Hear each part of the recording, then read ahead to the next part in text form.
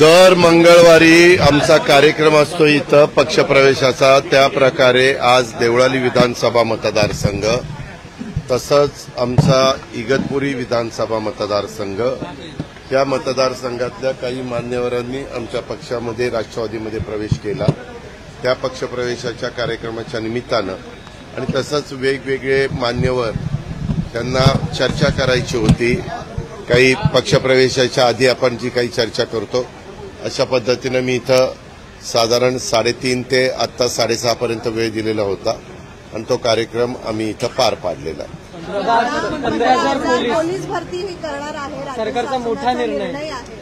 हो, आज झाले ना. आज 6 म्हणजे नेहमीचे 3 विषय सोडून म्हणजे जे काही पावसाच्या संदर्भामधलं परिस्थिती असते, हवामानाच्या संदर्भातली परिस्थिती असते, कृषी क्षेत्राची एकंदरीत परिस्थिती, या सगळ्याचा आढावा घेऊन पुढं 8-1 दिवसामध्ये पावसाचं चित्र राहणार आहे. ते सगळे नेहमीचे विषय घेऊन 5 महत्वाचे विषय आज घेण्यात आले. त्याच्यातला सगळ्यात महत्वाचा विषय म्हणजे जवळपास 15,000 पोलिसांच्या भरतीच्या बद्दलचा विषय होता. आम्ही तुम्हाला माहिती आहे की मागे अनुकंपा तत्वावरच्या भरतीला मान्यता दिली आणि त्याच्यामध्ये काही गोष्टी, काही नियम हे व्यवस्थितपणे त्याच्यामध्ये केले की कुणावर तिथं अन्याय होऊ नये. तो नियम झाल्यामुळं अनुकंपा तत्वावरची भरती आता आमची सुरू झालेली आहे. परंतु त्याचबरोबर आपले 15,000 पोलिसांची भरती परवा पुण्यामध्ये मी आणि मुख्यमंत्री एका कार्यक्रमाला एकत्र होतो.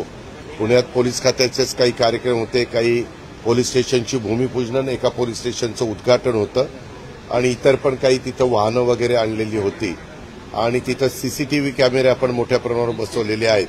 कारण ज्यावेळेस मुंबईसारखं, पुण्यासारखं, पिंपरी चिंचवडसारखं, नव्या मुंबईसारखं, ठाण्यासारखं, नाशिकसारखं, छत्रपती संभाजीनगरसारखं, नागपूरसारखं अशी मोठी मोठी शहरं होतात. त्यावेळेस तिथली परिस्थिती नेहमी कायदा सुव्यवस्था चांगली ठेवण्याच्या दृष्टिकोनातनं अनेक ठिकाणी आपल्याला सीसीटीव्ही कॅमेऱ्याची नजर ही काही स्पॉटवर ठेवावी लागते, जेणेकरून कुठेही अन्याय होऊ नये किंवा कुणावरही चुकीचे प्रसंग उद्भवू नये.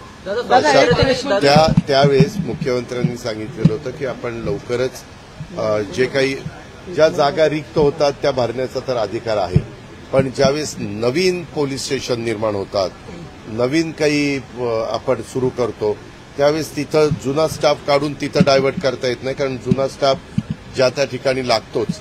म्हणून आपण नवीनची भरती करतोय. ती ह्या कारणाकरता करतोय कारण काही शहरांचं पॉप्युलेशन फार वाढलेलं आहे. म्हणून पोलीस खात्यावरचा ताण कमी करण्याच्या दृष्टिकोनातून नागरिकांना सोयीचं होण्याच्या करता आपण ही पोलीस भरतीला मान्यता आज दिली आणि ह्या पोलीस भरतीला मान्यता देत असताना त्याच्यामध्ये पुण्याला पण जी काही नवीन पोलीस स्टेशन झाली तोही विषय ह्यालाच धरून घ्या अशा प्रकारच्या सूचना देखील मुख्यमंत्र्यांनी मंत्रिमंडळाने संबंधित विभागाला दिलेल्या.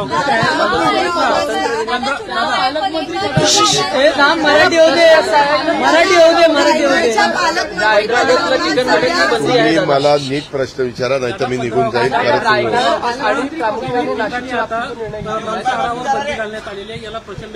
कशाला?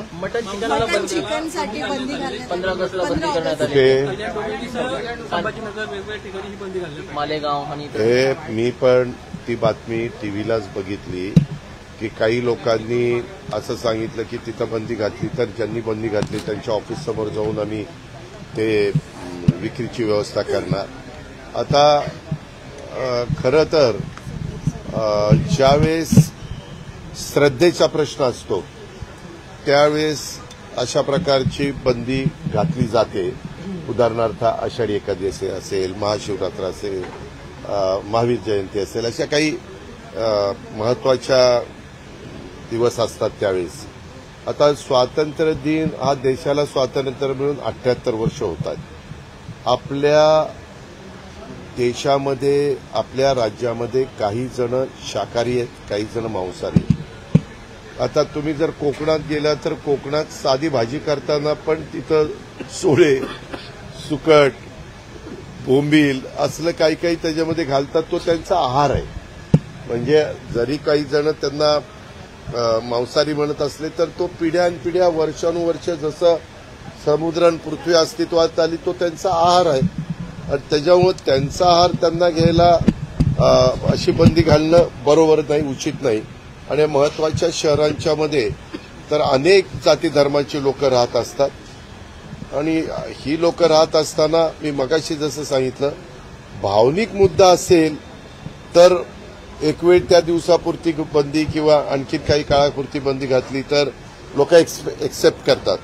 परंतु तुम्ही आता महाराष्ट्र दिनाला 26 जानेवारीला किंवा 15 ऑगस्टला अशी जर बंदी घालायला लागला तर उलट अवघडच आहे. म्हणजे ग्रामीण भागामध्ये तर ज्यावेळेस एखादा कार्यक्रम असतो त्यावेळेस बकरं कापतात आणि तो कार्यक्रम साजरा करतात किंवा जेवण घालतात, अशा पद्धतीचं चालतं. पण मी माहिती घेतो. पण माझं स्वतःचं मत असं आहे की लोकांच्या भावना देखील महत्वाच्या आहेत, परंतु भावनेचा आणि श्रद्धेचा विषय ज्यावेळेस त्यावेळेस त्या विषयाकडे त्या अँगलनी बघावं. परंतु देशाच्या स्वातंत्र्याच्या बाबतीमध्ये ज्यांच्या आता आदिवासी समाजामध्ये तुम्ही जर बघितलं तर त्यांचा मोठ्या प्रमाणावर आहार हा अशा बाबतीतला मांसाहाराचाच असतो.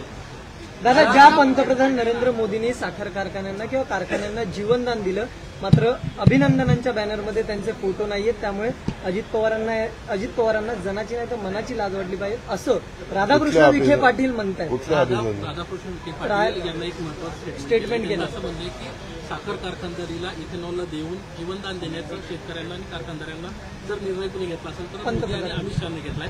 त्यामुळे किमान त्यांचा अभिनंदनाचा प्रस्ताव तरी कारखान्यांवर व्हायला पाहिजे. पण मग करत नाही. मी कशाला करत नाही. आणि त्यामुळे एक मिनिट काहीतरी राधाकृष्ण विखे पाटलांचा गैरसमज झालेला दिसतो.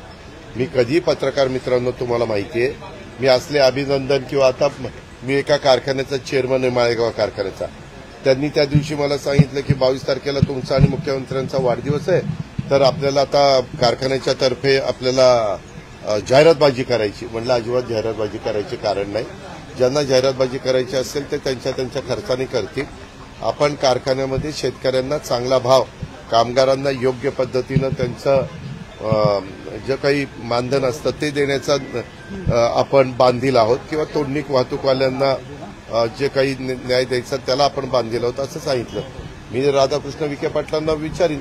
मी असं कधीच सांगितलेलं नाही. तुम्ही पण मला इतके वर्ष ओळखतात. आम्ही कशाला कुणाच्या हे करू.